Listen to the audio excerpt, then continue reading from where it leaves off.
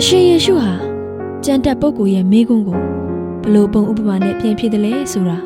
နားထောင်ကြည့်ရအောင်ဒီနေ့မှာအရှင်ယေရှုလူတွေကိုတွန်းတင်နေတဲ့အချိန်မှာကျမ်းတက်ပုဂ္ဂိုလ်တယောက်ကမတည့်ရက်ပြီးအရှင်ဖေဟာထာဝရအသက်ကိုရဖို့ကျွန်တော်ဘာလုပ်ရမှာလဲလို့စမ်းသက်တဲ့အနေနဲ့မေးလိုက်တယ်ကိုရောကလည်း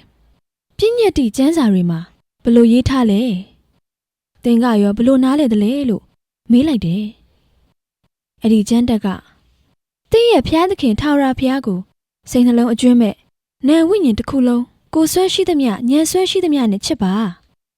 ပြီးတော့ကိုနဲ့ဆက်ဆိုင်တဲ့သူတွေကိုလည်းကိုနဲ့အမျှချစ်ပါလို့ရေးထားပါတယ်ဆိုပြီးပြန်လျှောက်လိုက်တယ်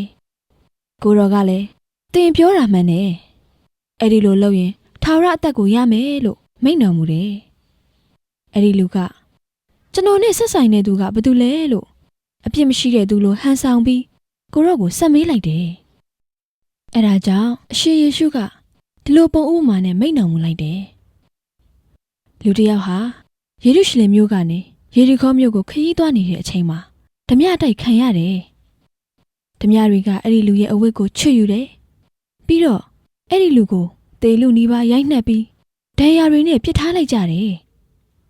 အဲ့ဒီလမ်းမှာယေဘရဟိတ်တယောက်ကမထင်မှတ်ပဲရောက်လာပြီးအဲ့ဒီလူနာကိုမြင်တော့ရှောင်လဲသွားတယ်အဲ့ဒီလိုပဲလေဝိလူတယောက်လည်းရောက်လာပြီး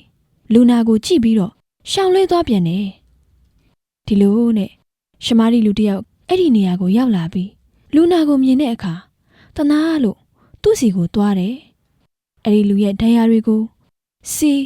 စပြည့်ရည်နဲ့ဆေးကြောပြီးအဝတ်နဲ့စီးပေးတယ်ပြီးတော့လူနာကိုသူ့ရဲ့မီးပေါ်မှာတင်ပြီးတဲခိုခန်းကိုခေါ်သွားပြီးတော့ပြုစုဆောက်ရှောက်ပေးတယ်နောက်တစ်နေ့သူမထွက်သွားခင်လေးမှာတဲခိုခန်းပိုင်ရှင်ကိုဒေနာရီနှစ်ပြားပေးပြီးတော့ဒီလူနာကိုကြည့်ပေးပါငါပြန်လာတဲ့အခါကျရင်ကုန်ကြတဲ့လောက်ကိုပြန်ပေးမယ်လို့ပြောတယ်ဒီလိုဆိုရင်အဲ့ဒီလူ၃ယောက်ထဲမှာဘသူကဓမြအတိုက်ခံရတဲ့သူနဲ့ဆက်ဆိုင်တယ်လေလို့ကိုရော့ကကျန်းတက်ပုဂ္ဂိုလ်ကိုမေးလိုက်တယ်ကျန်းတက်ကလည်းလူနာကိုတနာတဲ့သူဟာ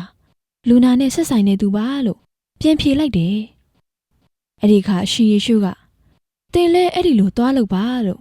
သူ့ကိုမိန့်တော်မူလိုက်တယ်